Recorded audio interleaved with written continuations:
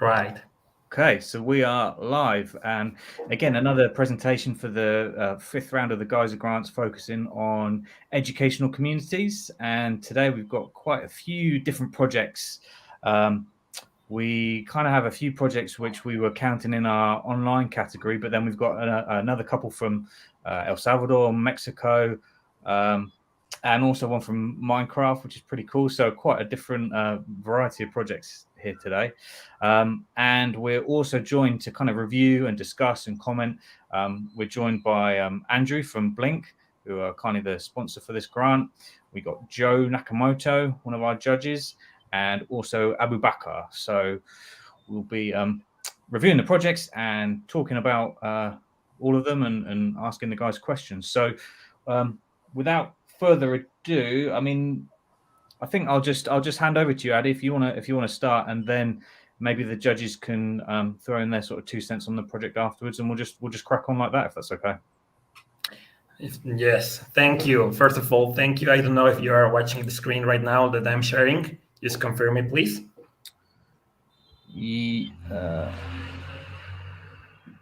No, sorry, I can't see it. That. You can't. Oh, here we go. Yeah.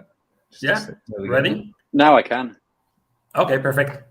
Okay, guys. First of all, thank you for your time to listen this project, and we are going to start. Bitcoin in Mexico, a story about adoption. I will talk first of all who we are. We are Panoramica Films, an Orange Peel company. I'm Cristian Lala, director in the company. We are a Mexican film company based in Guadalajara, which is the second largest city in Mexico. We have 14 years in advertising and film marketing, and we are working with local, national, international clients. We're basically working with some big brands, national brands, and everything. So I hope this is for show you what we are doing for a living also. So right now, I will explain you how everything started, okay? I was on Twitter, so basically I saw one tweet about the Bitcoin Yucatan that they were looking for support for the first circular economy. So I just wrote them like, okay, guys, just tell me what we need to do, and I will make a gift for you for a video. Let's see what happens. Okay, so we make everything. We make the first arrangement for the first trip, and then I discovered the potential and what the amazing things in Yucatan is happening over there. So everything become mixed, because I was looking how to orange mill my company and to start to put it in the real Bitcoin economy. So as you know, we made a video that I will not show in this moment because it's 7 minutes long. And this is the first approach to the project. Basically, I discovered all of this, and I was like, oh my God, we need to make it this big, So there's the video, and the first topic, it was like Bitcoin Beach, why we don't have Bitcoin Beach in Mexico, and Joe Nakamoto appeared over there. So in Mexico, the community is very excited to create something to start to receive Bitcoin, because there's a big need here in Latin America to start to use Bitcoin. Basically, this is how it started, and this thing evolved a lot and evolved very fast. So the concept of a story about Bitcoin become something bigger, and basically I will explain you what is a story about adoption. It's a documentary series. We are going to teach Bitcoin through solving real problems here in Latin America, everything based from Mexico to outside of in the worldwide, So we are going to explain complex topics because we have a lot of complex topics in Bitcoin, but we are going to solve it with the experience of the people. So this, we are sure that will create knowledge that will engage on different realities of the people. It's not the same, and that's why we are picking some examples that you will see in some minutes, because all the people, they will use Bitcoin in different ways. And this is the main thing, and the main reason that we are working on, that to show that this is solving real problems in the economy or transferring value, etc. So also we think wider, and we are focused on premium platforms, because I told you I have some contacts over there that maybe we can sell this as a series in some platform like Netflix, Amazon Prime, we don't know. And also, for sure, if not, we are going to be on YouTube and X. Right now, we are working on 5 episodes. I will explain a little bit about the narrative and the treatment. We are focused on the raw feelings and raw reactions. This is super important for us. Me as a director of this project, I just face the reality and necessity of the people that will solve deep problems, and you will know it.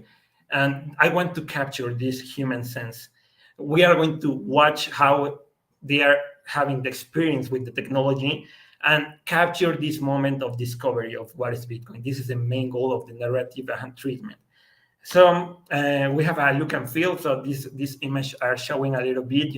I want to see these faces. I want to see these emotions, and everything is super cool. It's becoming all the project, the process we are already done. It's amazing. So I will explain you the episodes. First one is Borderless, Zoe's Life Dance.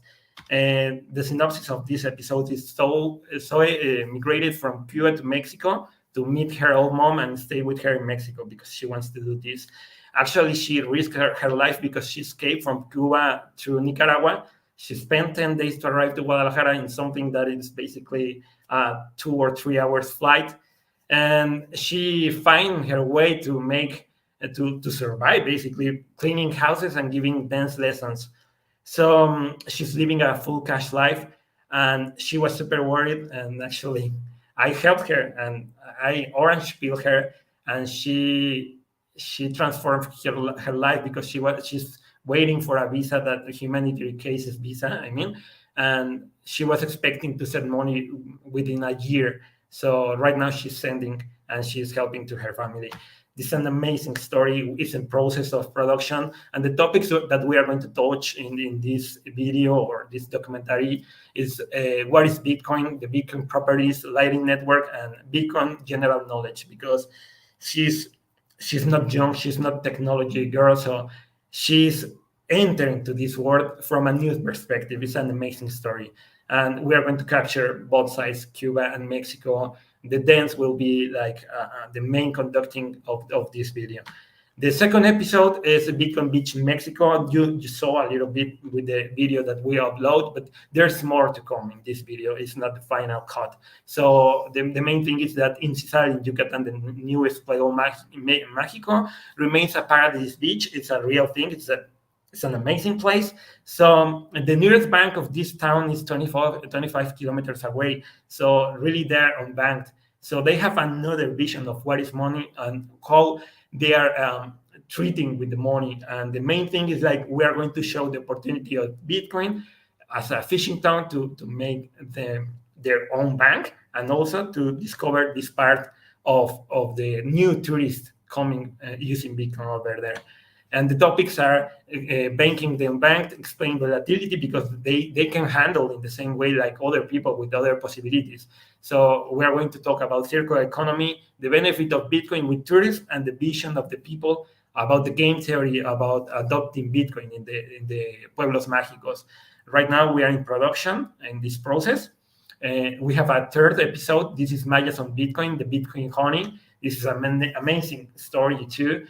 That there's another Pueblo Mágico in Yucatan, and there's one school which is teaching to the community the ancient Mayan practices and traditions. One of these ones is the harvesting of the Melipona bee honey.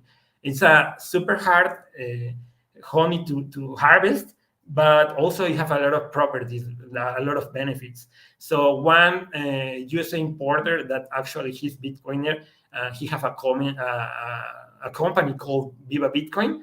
He's interested in distributing America and using Bitcoin to buy it and paying direct to the producers and starting a circular economy over there. So the topics are circular economy, Bitcoin business, and adoption. This is work in progress. Right now we're filming, and that's it. Actually, we are going by the end of the month to finish this episode. Fourth episode is Mi Casa es Tu Casa, Casa Bitcoin and Yucatan Citadel. Right now, there are 2 projects also working over there. The project is run by Amanda and Danielle that you saw the showcase in the video of Bitcoin Beach. And they are creating a multidisciplinary space in the heart, in the downtown of Yucatan. So this is very important because they are going to teach this a project that is going to be only Bitcoin place. And at the same time, Daniela Mercedes, his mom, they are building up a citadel in a 100-acre ground in Yucatan. So they believe in the sovereignty that Bitcoin provides. And we are going to show these topics: Bitcoin sovereignty, core values of Bitcoin, lifestyle, the education in Yucatan, in the capital city of Yucatan, and Bitcoin adoption. And the last episode that it's an amazing story, guys. I'm super excited too. Is Miss Bitcoin, the beauty of perseverance, guys. So I was in talks and she's super excited. Alejandra Guajardo, which is the Miss El Salvador, she's a Mexican Salvadorian girl. And we are going to show up the story because she struggled a lot to accomplish this dream. She's also becoming right now Miss Bitcoin, which actually she's advocated to teach about Bitcoin in El Salvador. Basically, this is the 5 episodes, and we are going to talk in this one about Bitcoin core values, education, Bitcoin lifestyle, Bitcoin adoption, and Bitcoin as a legal tender. This exactly episode is in pre-production, and that's it, guys. Thank you for listening. This is the project. We are super excited to make it work. We are putting a lot of efforts. We are people involved in this project, and we are super excited. So if you have any questions, please, it's the time. I want to hear you guys, and thank you. That was great. Thanks for that. I'm glad you put your hand up, Joe. I thought being a filmmaker yourself, you might have some good questions for Christian. Thanks, Lee. Sadly, they're not very technical or advanced questions, but great presentation, Christian. Looks like super interesting content. Do you think it'll be primarily in Spanish, therefore with English subtitles, or how's it going to roll out?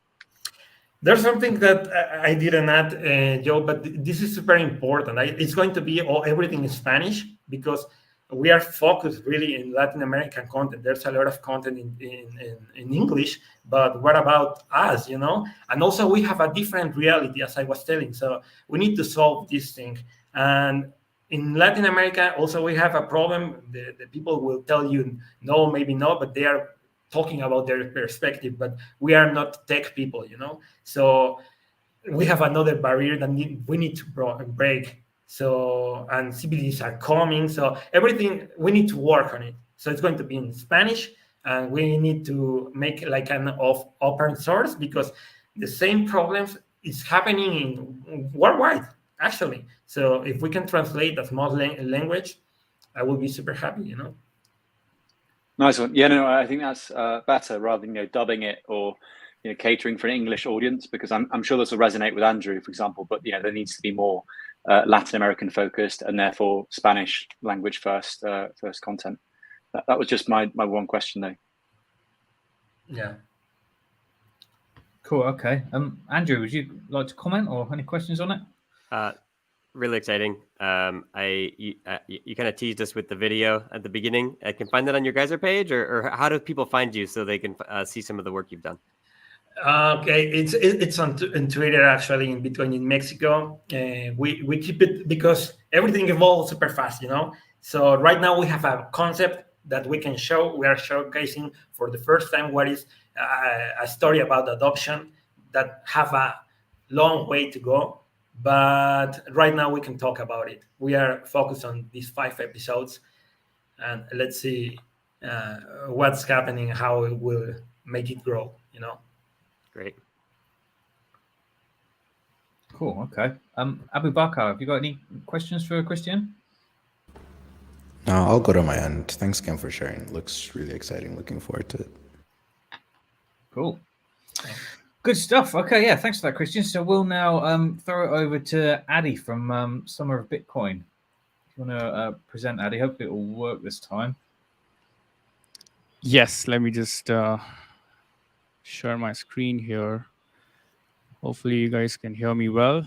And all right. And I think I can All right, you see the screen? Got it. Yeah. Yeah. Sweet.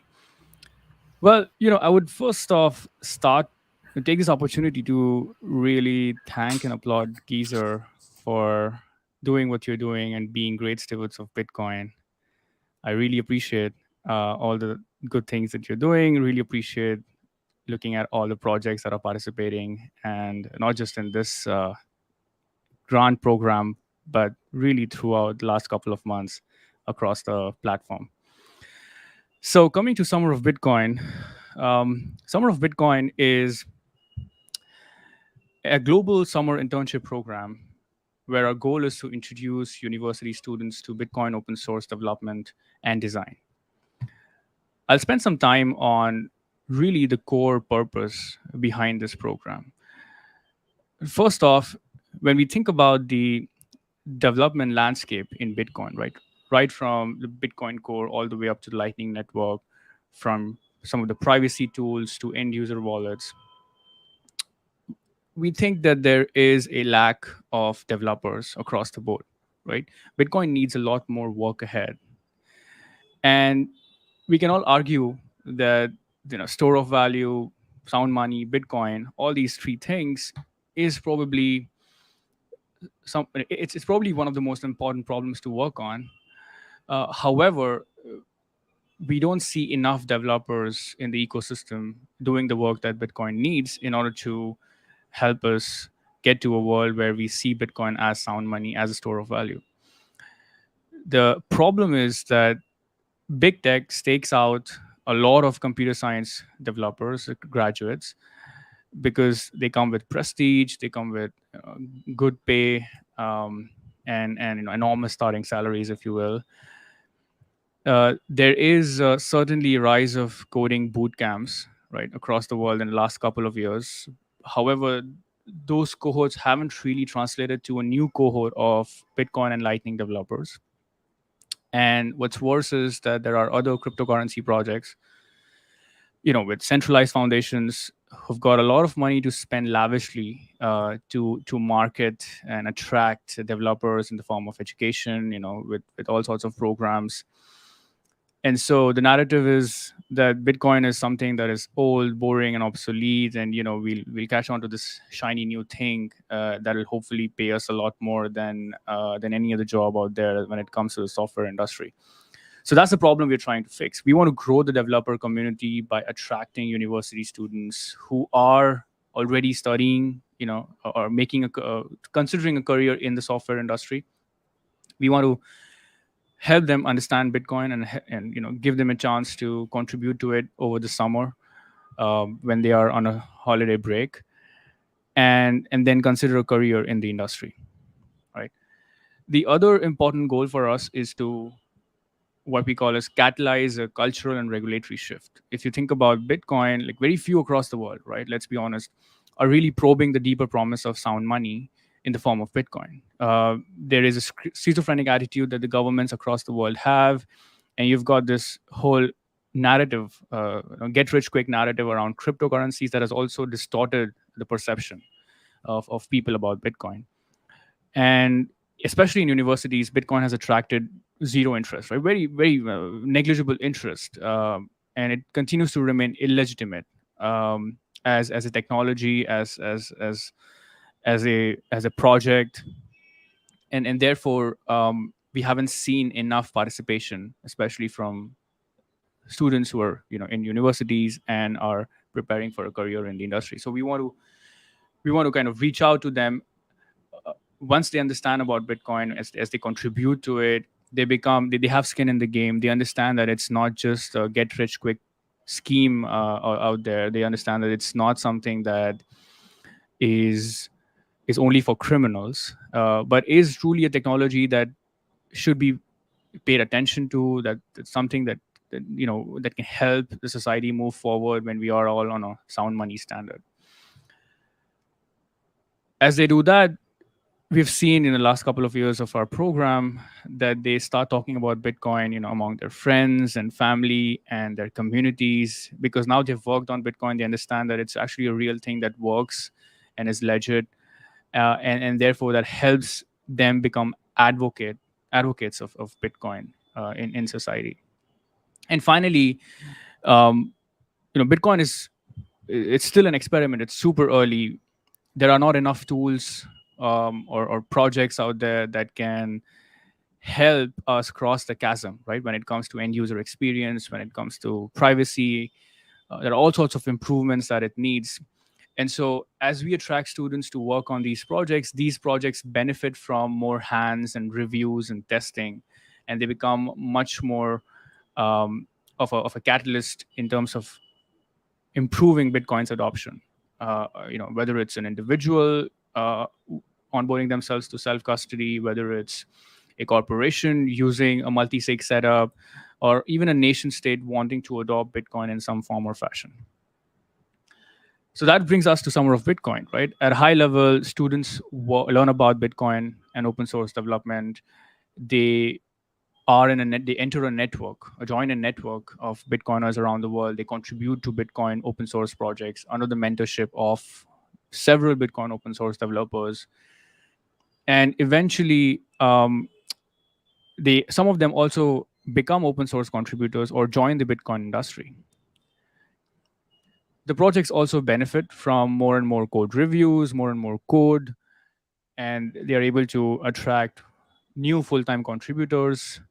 And as we know, I think all of this helps us with just helping the adoption for Bitcoin. We've been around for this is our third year of the program. We've been around since 2021. Every summer, we invite applicants from all over the world to participate and apply for the program. So far, we've had about 35,000 students from 74 countries that have applied. This is the third year that we are running the program as we speak. In total, in the last 3 programs that we've done, we've funded 168 students to work on Bitcoin FOSS. They've all contributed to about 30 open source Bitcoin projects. We've had about 60 open source developers who have volunteered to become mentors with us in our program. And in total, our interns and alumni have contributed to over 50,000 lines of code across several Bitcoin open source projects. These are some of the testimonials from mentors, many of whom you would recognize as being part of the Bitcoin open source community. I'll probably give you a few seconds to just skim through these.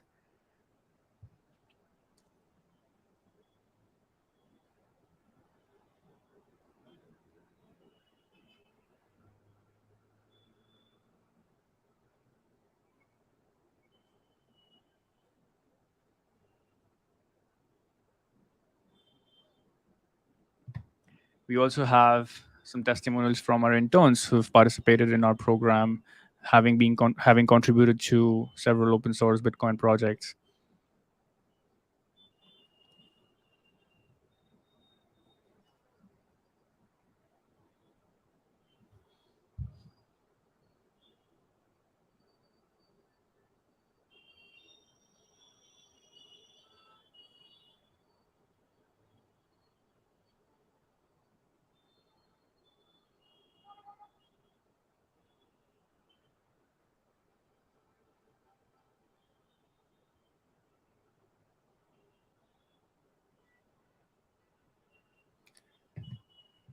All right.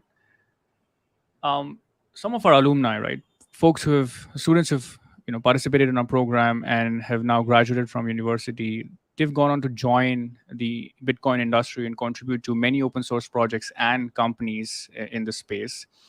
And these are sort of some of the pictures. There are many more, that we haven't updated the slide. It's been quite some time, but you can see that we've got students who've gone on to become contributors to Bitcoin Core, have joined companies like Galoy, Bolt Technologies, Blockstream.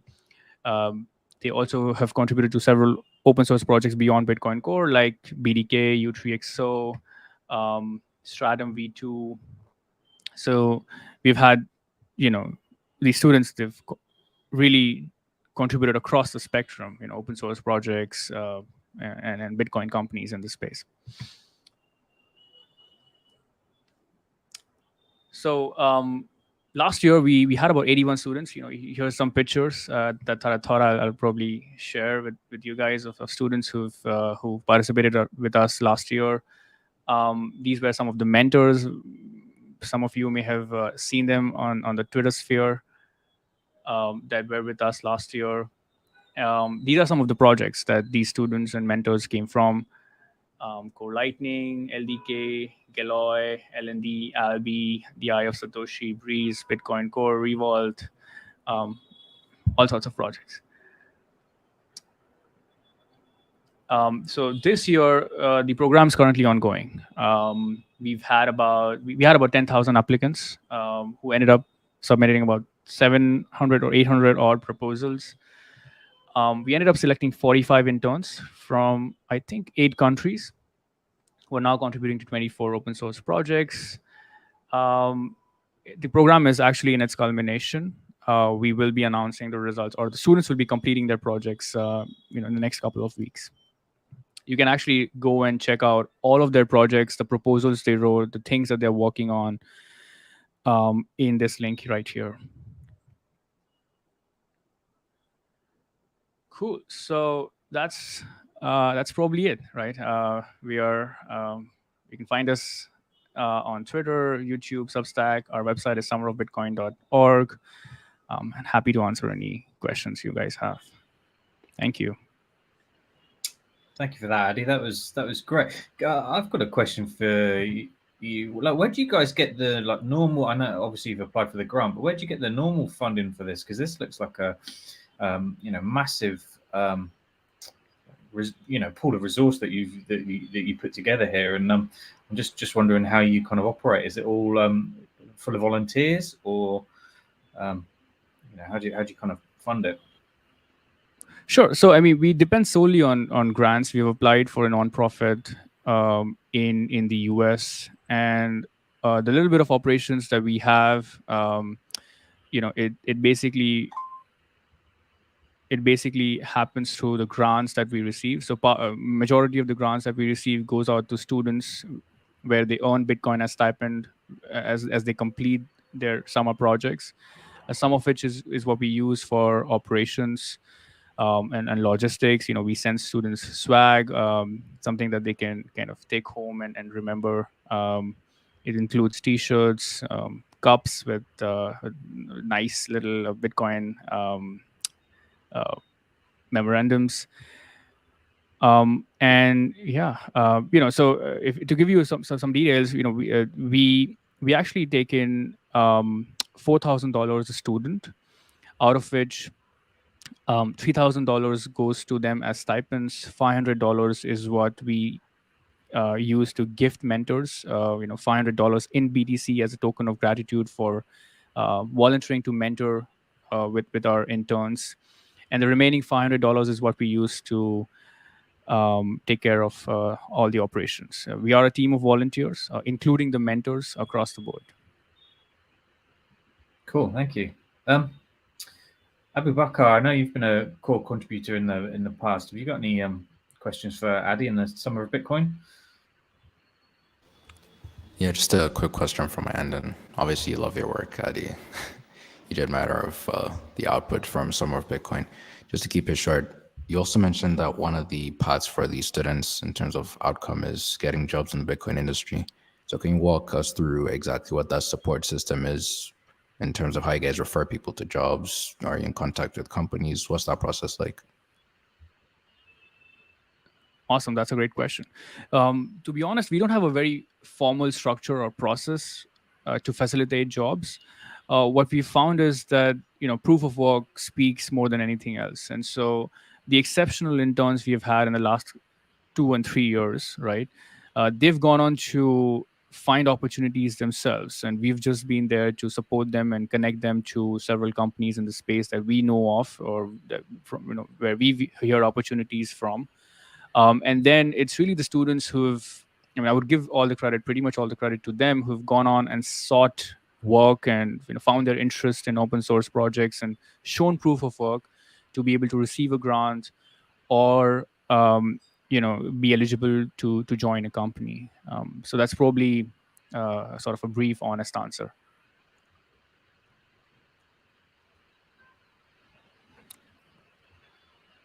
Cool. Great. Thank you for that. Andrew or Joe, do you have any questions for Addy? Go for it, Andrew.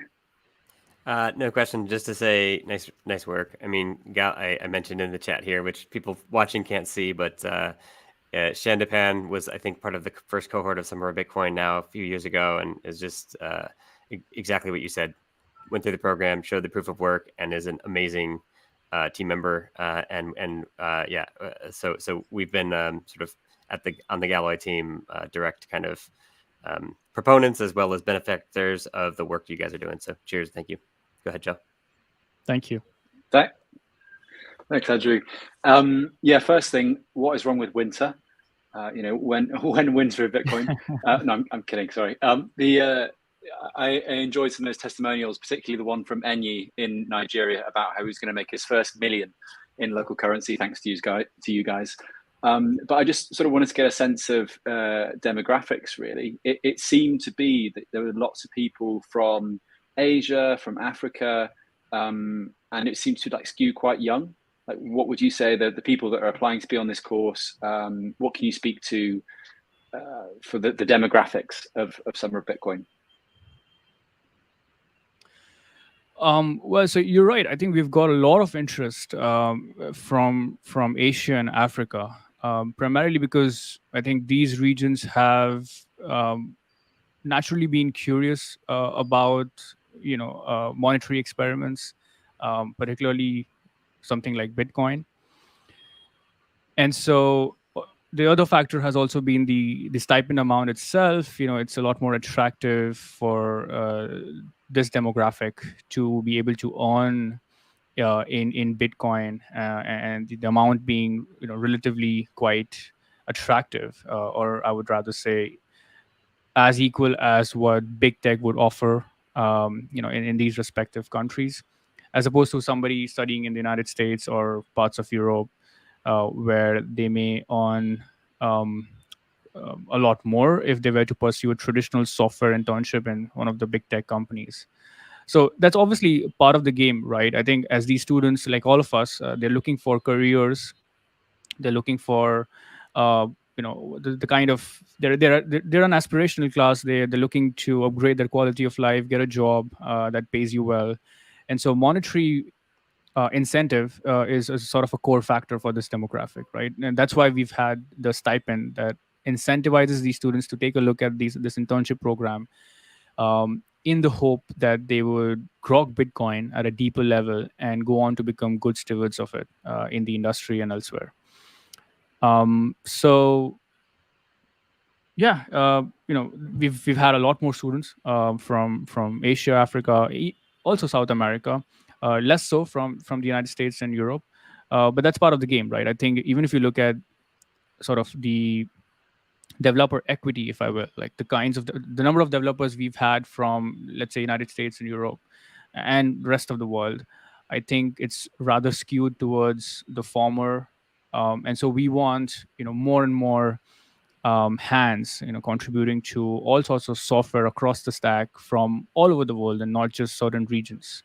And so we think this is probably a right balance, where we see a lot more students coming in from these other regions, and in comparison to, say, the United States and Europe, where I think the demographic is already participating and contributing to Bitcoin relatively much more than the others. Cool. Thank you very much. Great. Okay. Well, thanks for that, Addy. That was a great presentation. So we'll now go to the next project, if that's okay. And I'm going to hand it over to Bitcoin Berlin, who are not in Germany, which I learned when I was looking through the project. But yeah, you guys are in El Salvador. Do you want to present to us? Yes, we're going to share our screen now.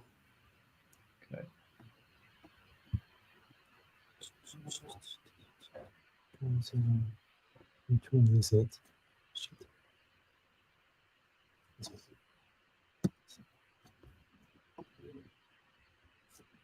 Yeah. All right. So We are Bitcoin Berlin. We are part of the team here in El Salvador. Like you said, it's not Berlin, Germany. It's Berlin, El Salvador. It's a small city here in the mountains of El Salvador. And we are trying to build a Bitcoin circular economy here in this city. We started with this Right, idea. sorry, just quickly, we just you got a little alert in front of the window there. We can't see much. There we go. Perfect. Yeah. Okay. Okay. So yeah, so this is the city. This is Berlin. We, like I was telling you, we're trying to build a Bitcoin circular economy here. Our idea first started because, well, we are Salvadorians. I mean, we started as Salvadorians doing this circular economy. And we have seen that the adoption of Bitcoin hasn't been what we have expected here in El Salvador. It's been almost 2 years since Bitcoin became a thing here in El Salvador.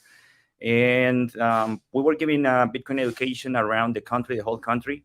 But we thought that it's a better strategy to focus on a small city, on one place, and make an example out of that city. Show the rest of the country what Bitcoin can do if we can implement it in one small city. So as we were looking for cities, places where we can start a circular economy, we found out Berlin. It has a lot of good things that we consider before starting a circular economy here in Berlin. Well, we have the climate. There's tourism, a lot of tourism potential. We have here the only Bitcoin mining in the country. But most importantly, the people. First, it was just Evelyn and I. That it was, visiting businesses, talking to people, talking to locals. And one of the things that we soon found out is that these people they are really proud of being from Berlin. You can talk to people and they feel really proud of being from this city. And even though they feel proud from their city and they talk well about their city, they know that there's a lot of things that can be improved here. They are eager. There's a lot of, when we talk to people here, it's like there's a lot of energy here. They want to do something different. They want to improve the city. They are not happy with the local government. And they just want to do something to improve the city. So as we were, talking to them about, well, there's a big opportunity here. We can create a Bitcoin city here in this town. No one else is doing it. We can do it. This is going to be huge. We have a great opportunity, and people start believing it. We were telling them how the President Bukele is planning to build a Bitcoin city here in El Salvador, and how that's a great idea, but that project hasn't started. We don't know when it's going to start. We don't know when it's going to end. And why do we have to wait for the government to do something? Let's do it here. Let's create this Bitcoin city here in Berlin. So it was the people, the city. We soon start working with them. We found a whole team of people going for the same goal. We started, onboarding businesses one by one. On the Blink map, in the Blink wallet, you can see the map of Berlin. There's over 30 businesses there. But we know that there's over 50 businesses here in Berlin that already take Bitcoin. And some of them are not in the map. Some of them are using a different wallet. But there's over 50 businesses now taking Bitcoin here in Berlin. Now, we started to give Bitcoin classes, financial education. We put an educational stand in the central park of the Berlin. We also been doing some social work. And all this has been done from the people of Berlin. They are donating their time to do all this.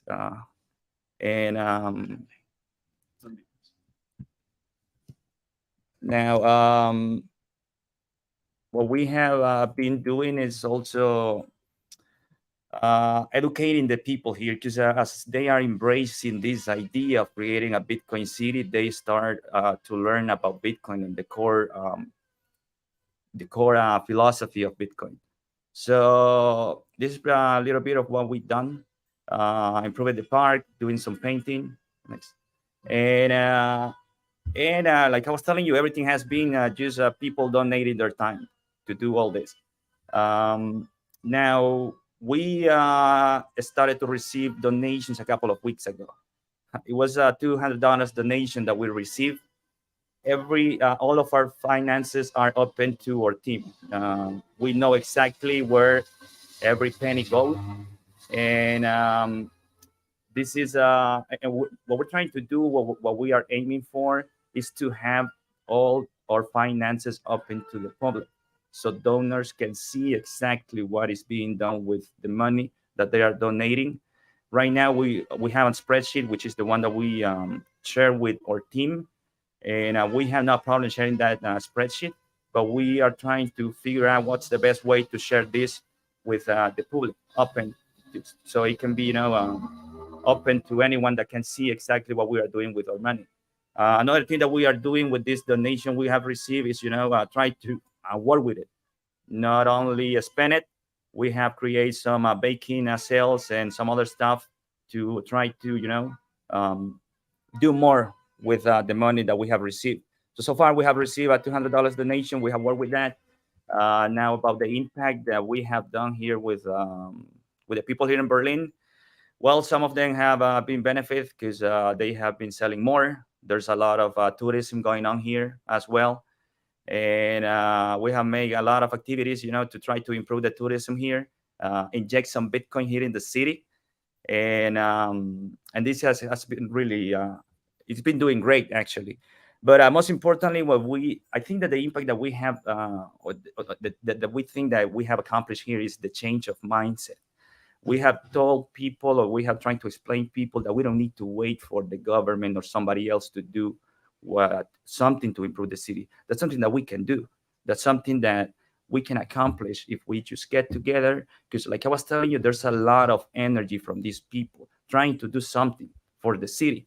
They are really proud to be Berliners, and they just really want to improve their city. So why waiting to do something? Let's just do it ourselves. And we have tried to change that mindset of high time preference to a low time preference, because all we have promised to them is just there's going to be a lot of work. If you join us, there's going to be a lot of work. Eventually, this will be compensated. We will accomplish something big, but we still need to work first. And they have understand it, and they are on it. And we have, onboarding a lot of people. Right now, the whole team is about 12 people. 12 people working here towards Berlin. We have been now invited to some events because everything is good. What we are doing, people here, locals, they have started noticing. We have been invited to events from the municipality, to the tourism committee here in Berlin, and now we are just part of the of the economy here in Berlin. We are just another group here working towards the good being of Berlin. So yeah, it's Ramsel and myself. Well, Ramsel joined first. Ramsel might be able to explain his experience a little bit. Yeah, so I'm not from El Salvador, from the States. Was looking to come to El Salvador for all the Bitcoin stuff. And really, I saw what Evelyn and Gerardo are doing here, and I wanted to live in a quiet mountain town in El Salvador, which is a little cooler, but also try to do something to get a Bitcoin city going. One thing that really attracted me here was that I'm looking for a small mountain town to live in, and none of them are really Bitcoin towns. There's really no Bitcoin towns in the world, but there was an opportunity to make one here. So. Yeah, I saw the project going. The first thing that caught my eye was when Evelyn put up a post on donating trees towards the town, and I was able to send sats over so that they could plant trees on the main square and across the town. And I decided, I left London and I came straight over to El Salvador to live in Berlin. And since then, I was just blown away by the sense of community and the pure motivation that the people have. But there is one thing that no matter how much energy people have, people need a foundation in their education. And we've been fighting, putting all our time and energy into being able to create classes, but we are missing a center point where people can come together and learn more about the foundations of Bitcoin, its philosophy, obviously the technical aspect of how to receive, how to send, the idea of balancing the amount of Bitcoin relative to the dollars that you have, so you can manage your finances, so that you can pay your expenditures. All these things that are essential for a circular economy to work, and for it to be a robust economy, we need a center place.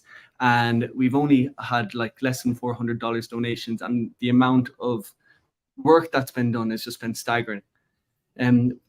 Myself and James, who's an Australian down in El Zonte, we've organized Bitcoin Farmers Market, and we've brought down a lot of vendors from Berlin to sell their products. So they're becoming integrated into the Bitcoin economy. But we're seeing the support. We're seeing the support from we've got Kubo Plus students coming up today to give talks, but we still need funding for our center point. That's definitely something that's missing.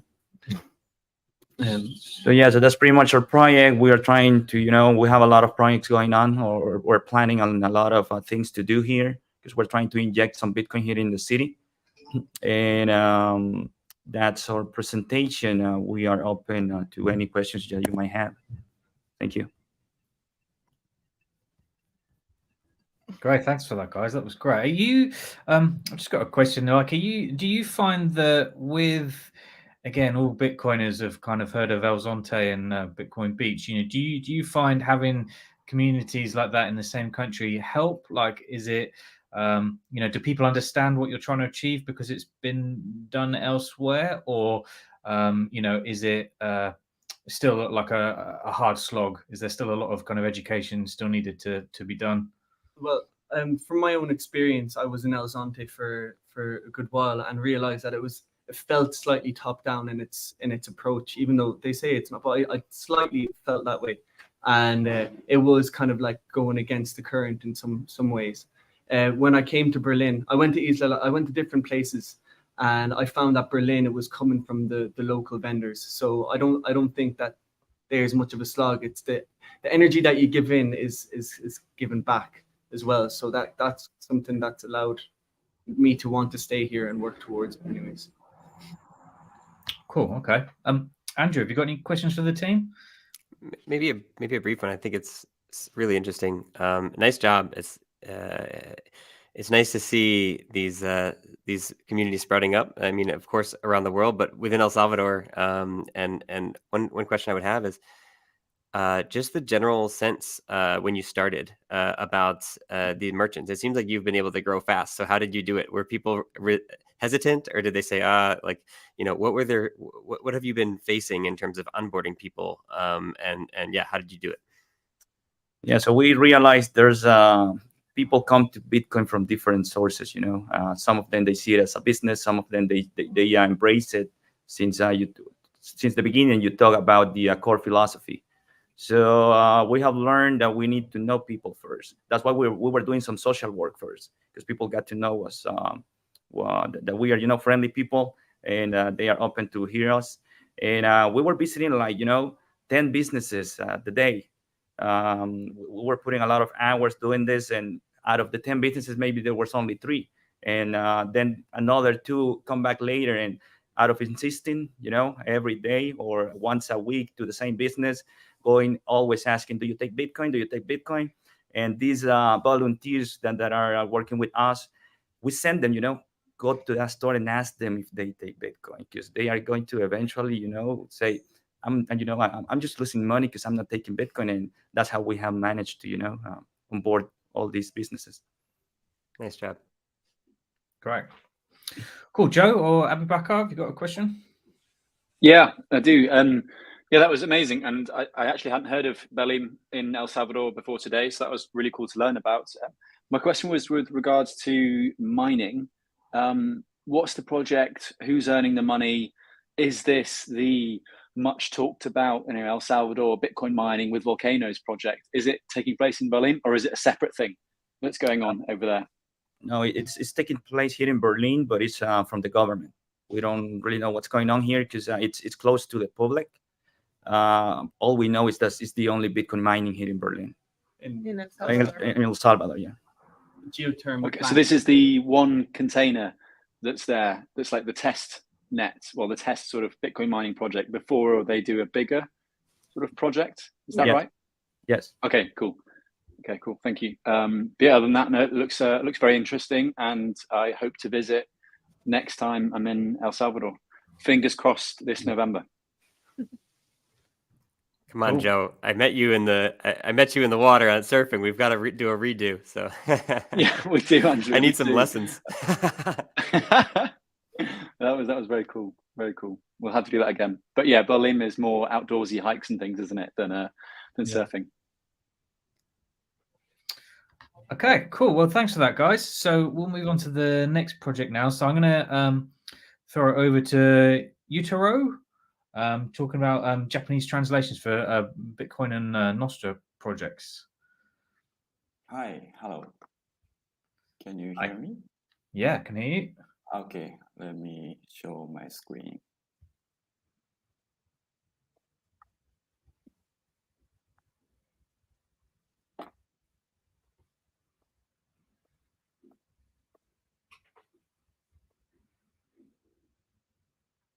It's never quite as smooth to share the screen as you'd like. It always takes an extra few seconds. Okay, there we go.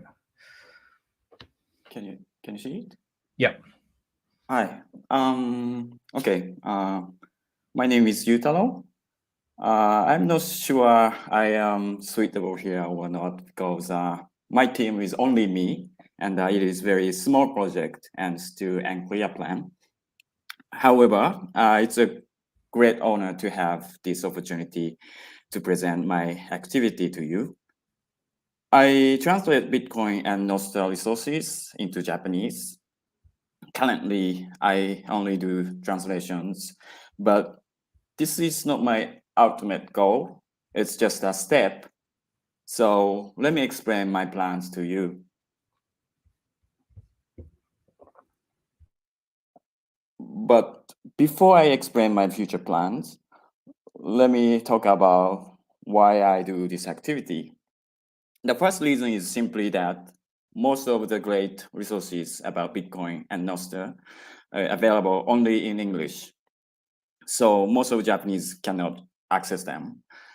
And second reason is that I want to encourage people in Japan to pay more attention to what is happening in the world through these resources.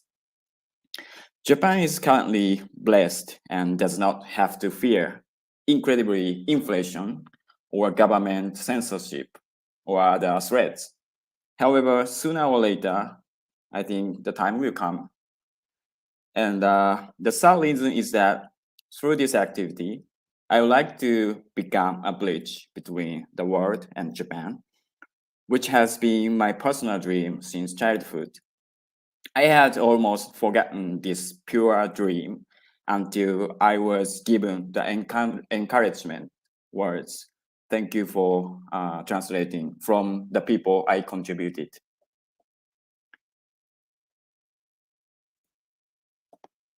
Since I started this activity, many developers and Japanese people have encouraged me, saying, thank you very much for your great contributions. These messages on this screen are some of my proofs of work. And let me show you next for some of individual projects I translated. Blink, of course. Thank you very much for hosting Geyser Grant 5. I am very proud to have contributed to the Japanese translation, including StableSats, as I am sure it is a much needed app for Japanese who are new to Lightning Wallet and still worried about Bitcoin volatility. And thanks to Teruko with Flua Japan for recommending me to Blink. And Nostra documentary. I am very excited to have contributed to the Japanese subtitles, as I am sure it is good resources for many Japanese who are unaware of the current social media's problems, but love to keep using it.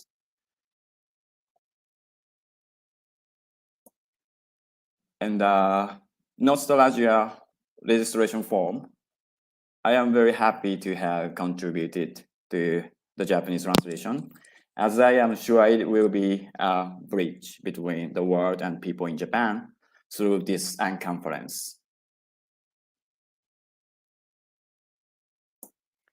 For another proof of work of Japanese translations, for example, Not Social article about Lugano Plan B, Abla.news, the down of cyberspace, Nostalgia's poster, and so many others. Maybe you can check my website later. But how much impact did they have? Well, since I have started doing this for only a couple of months, my contributions for them may be very tiny. However, by communicating my translation activities through Nostr, by the way, Japan is very unique on Nostr in that there are many more developers and designers than Bitcoiners. And these who are not Bitcoiners, even they don't much know about Bitcoin, have become interested in. And now they are even doing that naturally. That's very amazing. And another thing is through my translation on Nostalgia registration form, thankfully, around 100 Japanese people signed in this conference.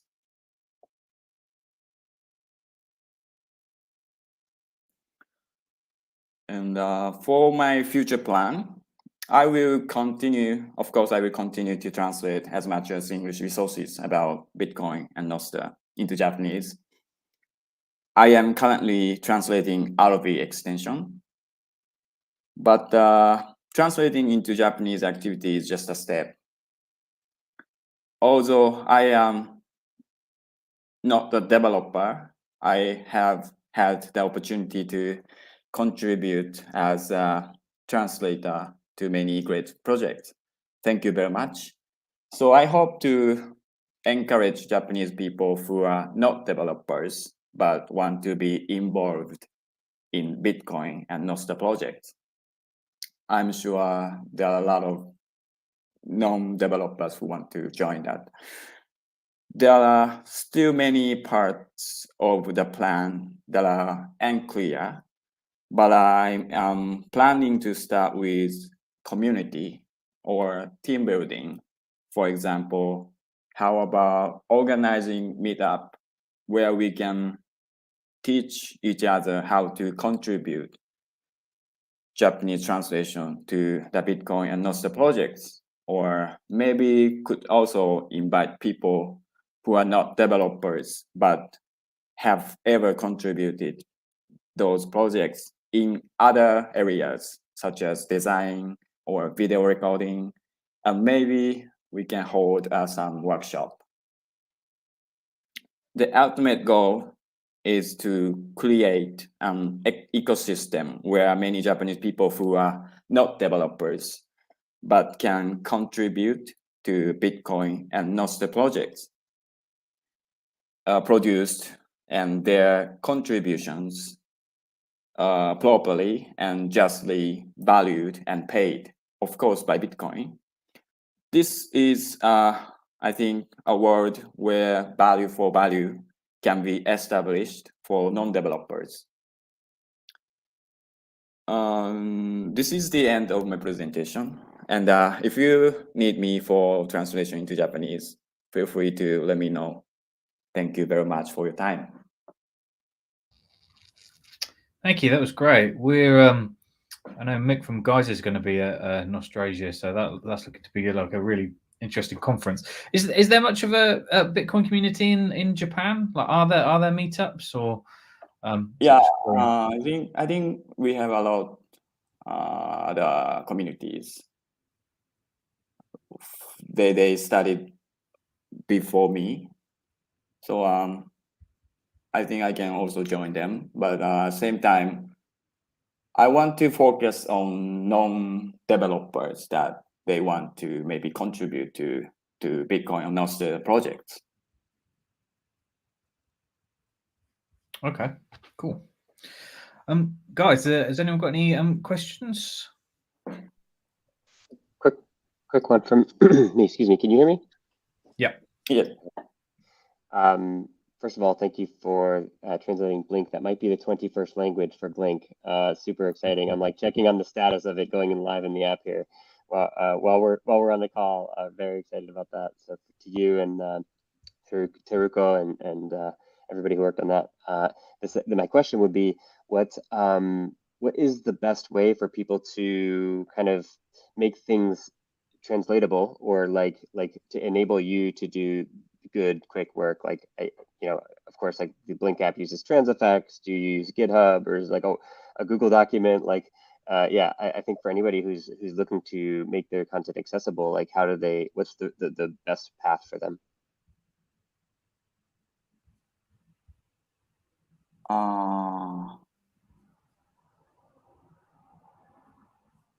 Sorry, I couldn't get it though. What is the question, please? Like what do you have preferred apps or ways to translate? Like is it a Google document, a Word document, or how, if somebody wants to engage you for translation, what should they do? Okay, maybe Google Documents is very popular in Japan, and I now use Transfix, Clouding, hosted web late, but I never heard of that before. So if you want Japanese to join many Japanese to join Translate, maybe you should use Google Document. It's very common. Good to know. Cool. Thank you. Thank you very much. Mine's more of a comment than a question. And it's just that at Cointelegraph, a lot of our readership comes from Cointelegraph translated into Japanese, as there's a huge crypto community in Japan, as well as South Korea, that there are like two biggest Asian readership sort of ranges by a long way. And they started translating stuff into Japanese, I think like 3 or 4 years ago. And it really was very impactful. However, it also goes to show that Japan is very, very shitcoiny, for want of a better word. And so having, Bitcoin and Nostr content, which is, of course, more conducive to creating more Bitcoiners, is definitely very valuable. It wasn't really a question. It was more just to sort of shared my own experience on it. But that was cool. Thank you very much. Thank you very much. Cool. Okay, good stuff. All right, so we've got two more projects to go through. So we'll move on to we'll let Softoshi have a go now. He's the coolest avatar on the stream today. So we'll let you go, Softoshi. We can't hear. Just have to make sure I'm selecting my correct monitor. I hope it gives me an option. Let me just see here. There we go. Okay. So, let me just get my slides up. Okay, so Sovereigncraft, yes. So Sovereigncraft is essentially it's an educational focused Minecraft server that focuses on digital money within the digital game. Just going to advance here. So first of all, why Minecraft? As Summer of Bitcoin mentioned, I've been altering my slides as I've been listening to everyone here. We do definitely need developers. I am a firm believer that the next phase of Bitcoin adoption really does need to begin to move from the store of value philosophy into not just money, but in the Austrian economics term, also a currency, like a medium of exchange, right down to the storefront level. So I definitely second what Summer Bitcoin says, and I think that the bottleneck is going to be having enough people to reach out to every business in every country and integrate point of sale systems, integrate all kinds of different systems with an ecosystem that works as Bitcoin as a base layer. I am a maximalist. I believe in the future of Bitcoin as the unit of account that everyone will interact with. I don't believe that we need fiat or other units to exchange goods and services. I just think we need more developers.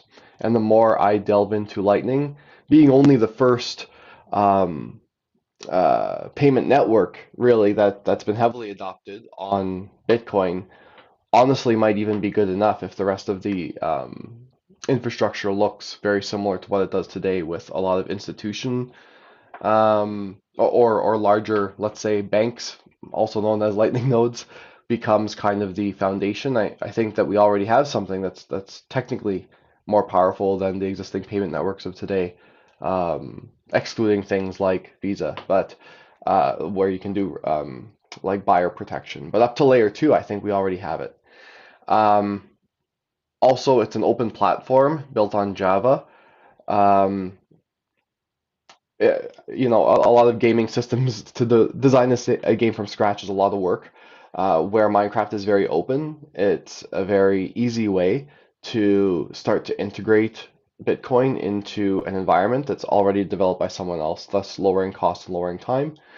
And we're also able to use a lot of related tools like LNbits and web development, etc.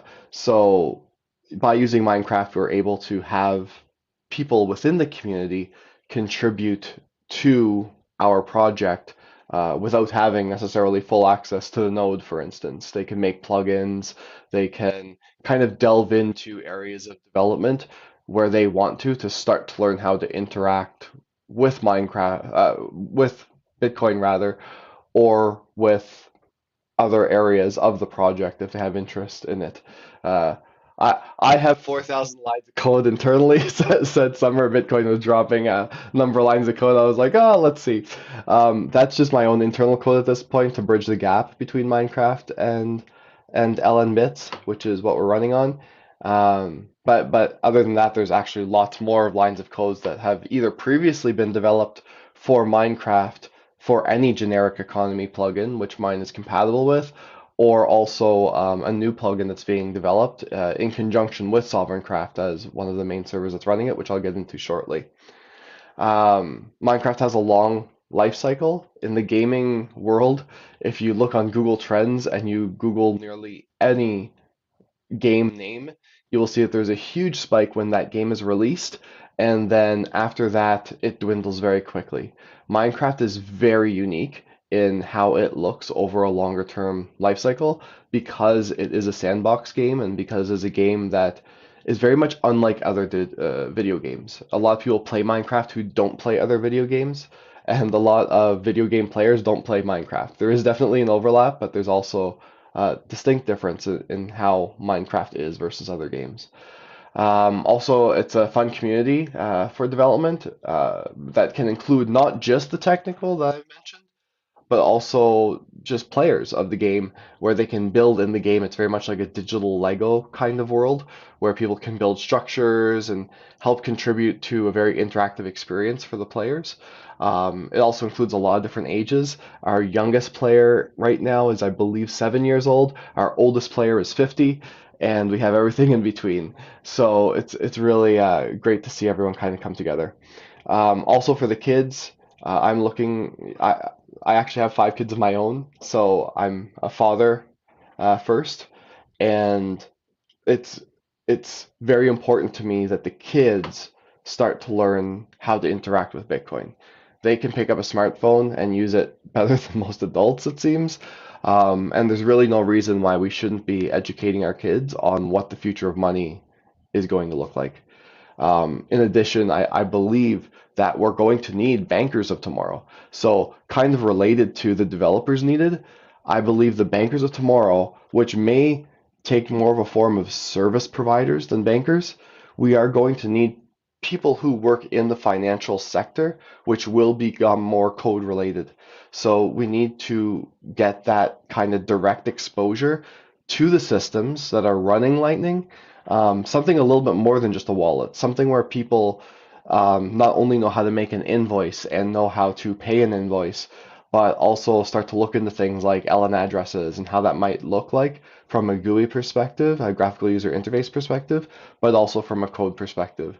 But it's very much a top down. It gets someone in first. So like Berlin was saying, no need to wait for the systems to change, right? No need to wait for the government to come in. We can start doing this now.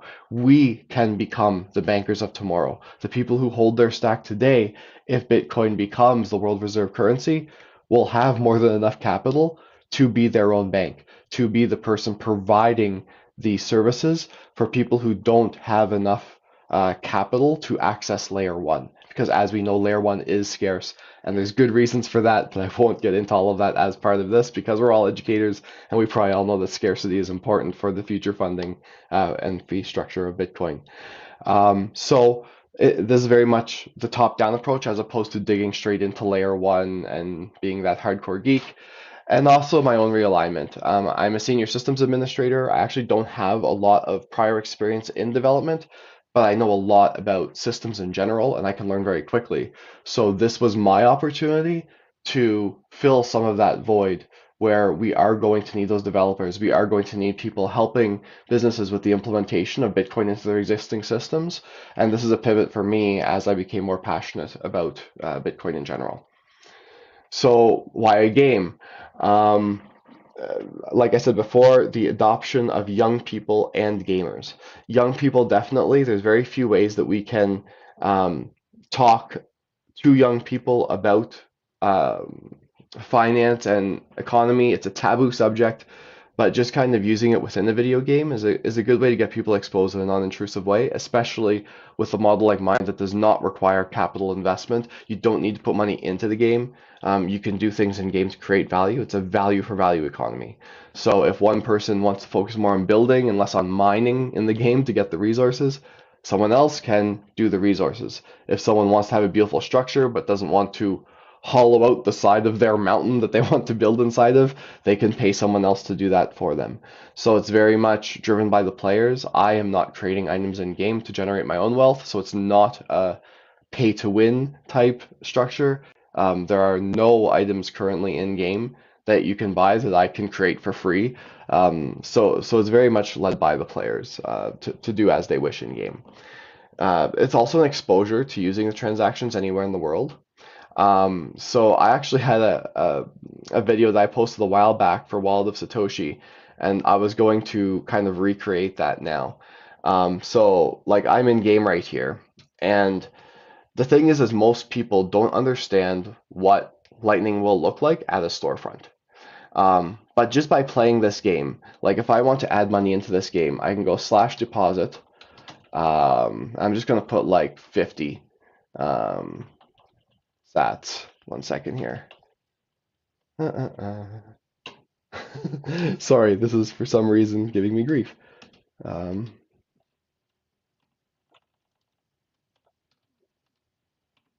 Just because I can't spell, I think. That's the problem. So I'm just going to go here and I'm going to put deposit 50.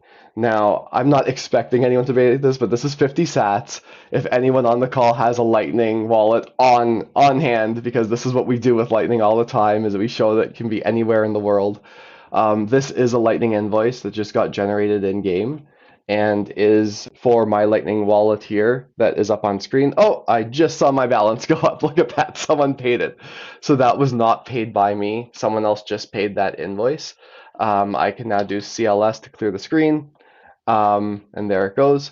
So that's how quick it is to get real money into the game. Now I can do the opposite. Withdraw 50. Enter. And now someone else is going to be able to receive this money. Quick, whoever does it will get 50 sats.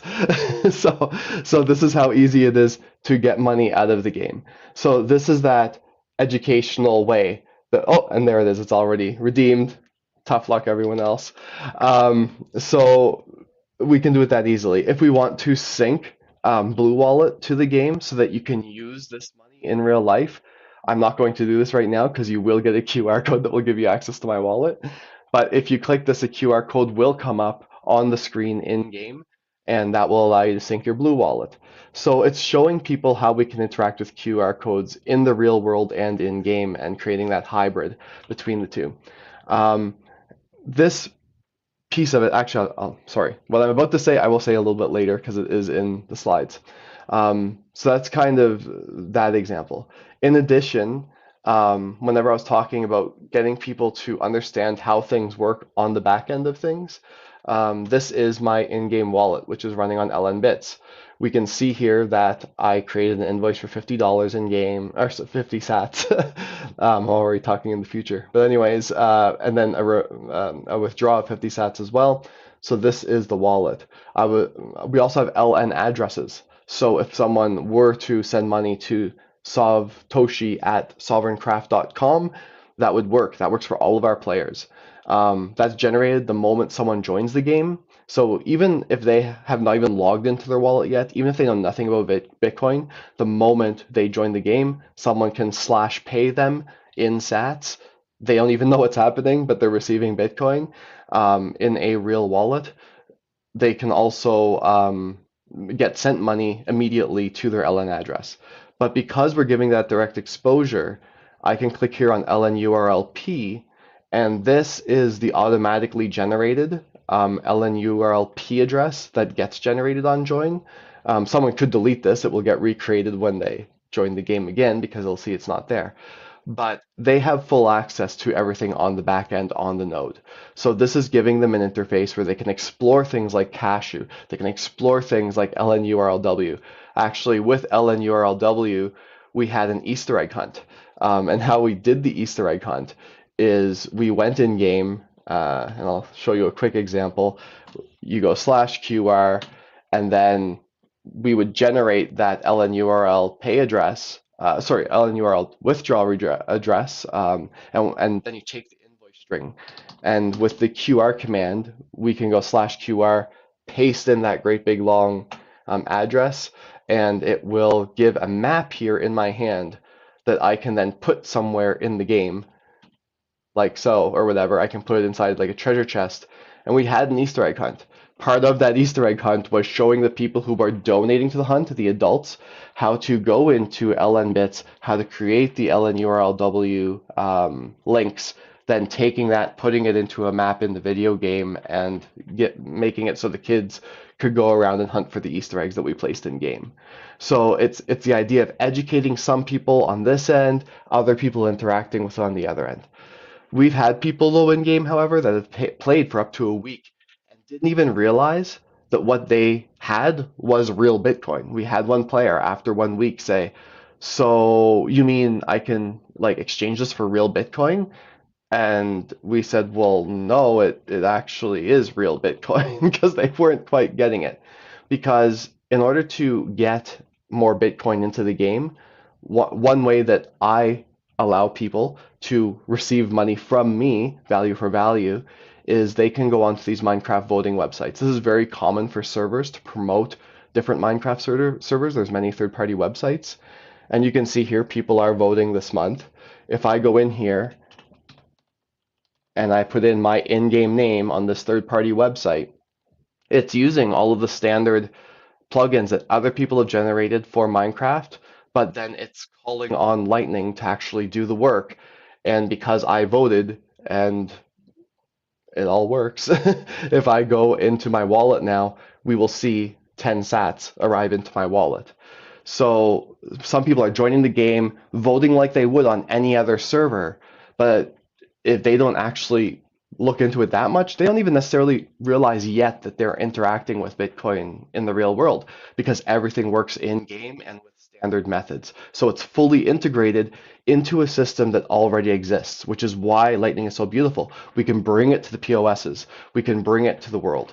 So when we go in here, a couple other features I have, we have an auction house. This auction house is players posting different goods that they have collected in game, and they are charging money. It says here who the seller is, what price they're charging. This is all in Sats. And again, all a person would have to do is to click and buy those items. And then it's an in-game transaction, but it is a real Lightning transaction. Everything in-game is on the Lightning Network directly. So to just kind of go forward a little bit more, where was I? Yeah, so like I was saying, adoption of young people and gamers, exposure to using transactions everywhere. So everything I just showed can be done anywhere in the world. I live in Calgary, Alberta, personally. And in Calgary, Alberta, I believe there is one store now that accepts Lightning. It's very hard for people to get that Lightning exposure. In many areas, there is no exposure to Lightning. So getting them kind of in a decentralized way to be able to have this understanding. Families interacting and playing together. This wasn't even necessarily something I planned for, but what I'm finding is a lot of our player base so far tends to be Bitcoin, mostly dads. We have one wife on there, but it's mostly Bitcoin dads and their kids. So it's a really cool environment of, you got the parents and the kids are making relationships in the game. Then they'll like join a voice chat or a video chat and kind of get to know each other virtually. Some of them are too young to go on kind of like the chat scene, but it is on Discord, and we have the in-game chat also on Discord. So at any point, I can pull up our Discord server. And again, this isn't all developed by me. This is on many other different servers. But we can see the chats from inside the actual video game, and people can, get to know one another in and out of the game. And it's fun. Creates a fun community. I believe there's future opportunities in schools and special interest groups.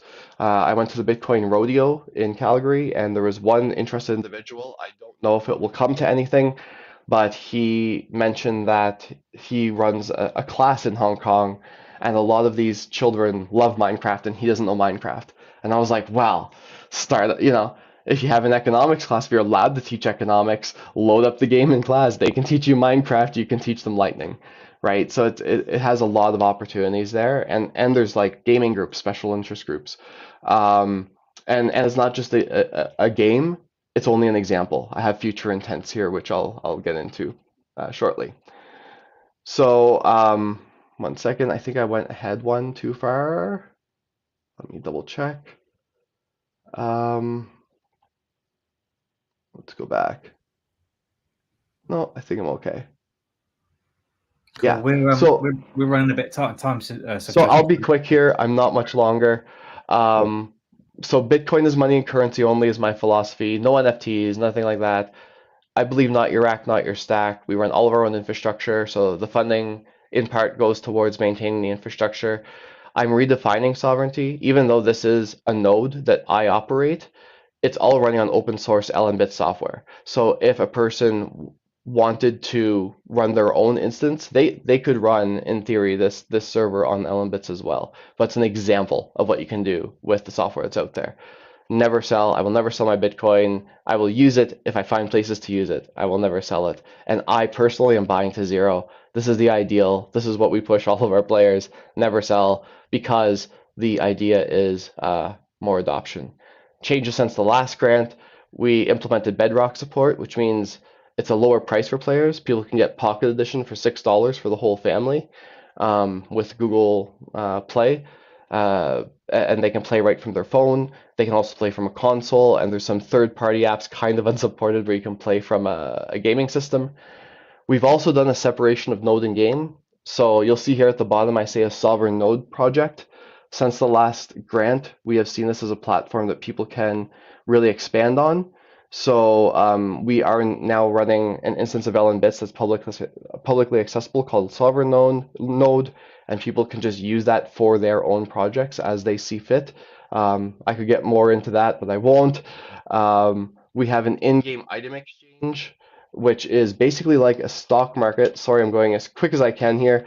We have an in-game stock market, which has limit and buy orders. So we actually have kids in-game that are like 12 years old learning about the market. We have orders here, some limit orders. You can do market, limit, and market buy of all the items in game. So we have a live running stock market for commodities. They're learning all about how a commodities market works in the real world. And then we, one second, sorry. And then we did a server upgrade as well. Reason being, next steps, we're going to be running a geopolitical world, which will have different rules where people can make nations, they can tax their citizens for different benefits. They'll be able to basically run a land-based world where people can join different countries and whatnot and recreate some of what we have today in the world, but on sats. We're going to be creating more YouTubes and videos to explain and encourage interaction with the game, so kind of like what I showed you today, but even more. We are developing NIP05 registration. I put here hashtag Minecraftster because there was a Nostr string that started with Minecraftster, and I actually bought that domain, minecraftster.com, once I saw it. We're going to have it so you can just go in game and just go / Nostr reg and then whatever suffix you want, and it will take your player name from the player name that is verified through Minecraft and then give you your NIP05. So it's a verified identity in Minecraft. And people can just join the server and do that and leave if they want. But it'll be a way on Nostr of finding your Minecraft buddies, even if they don't necessarily play on Sovereigncraft. They can just join for a moment, get their NIP05 registration, and find each other on Nostr. We're building the lobby. I don't have time to show this, but we're building out the lobby to show more educational content in game with QR codes for different services like cold storage, hot storage, etc. And we're trying to do a lot of this before the expansion of the Minecraft community, which is bound to happen because there is a Minecraft movie coming out in 2025, which is surely going to increase the amount of people that have an awareness of Minecraft or are interested in Minecraft. So we're looking to have all of this running before 2025, but there is, of course, time limitations. So the grant helps with that as well. Sorry, that was long. No, that was cool. Thank you for that.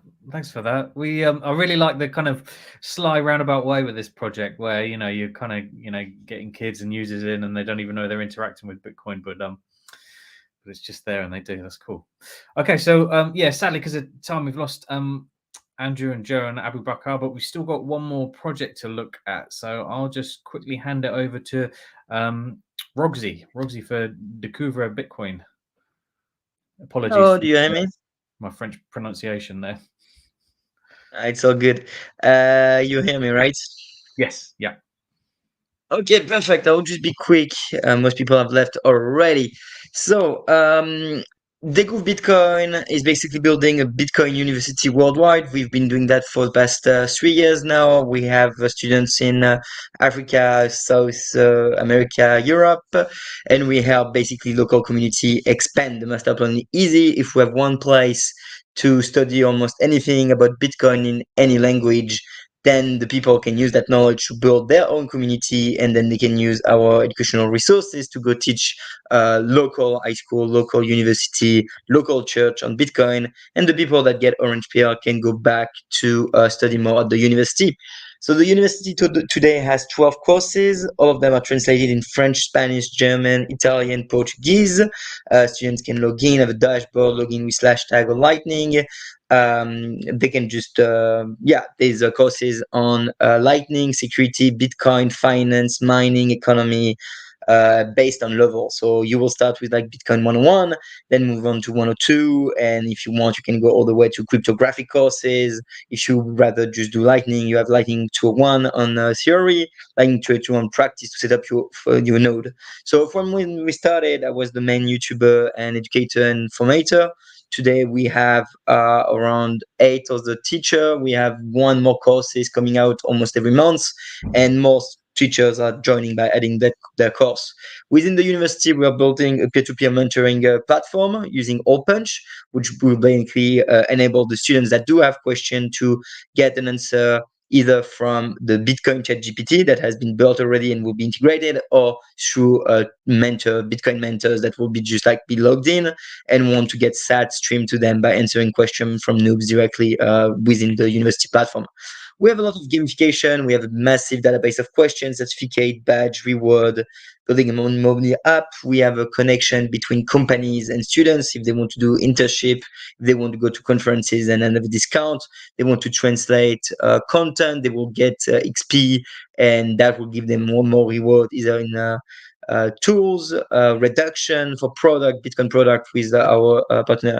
Everything is 100% open source, either on the database or the LMS that we're building, because we're both building the Bitcoin resources package, basically, and also a new learning management system that is the Lightning enable, RGB native, not RGB native, but like Bitcoin native, so we can have Lightning, RGB, and all the Nostr and all the other technology directly implemented within the educational. So when we are done with Bitcoin, we can move to other part of the educational system to reform using Bitcoin as a tool.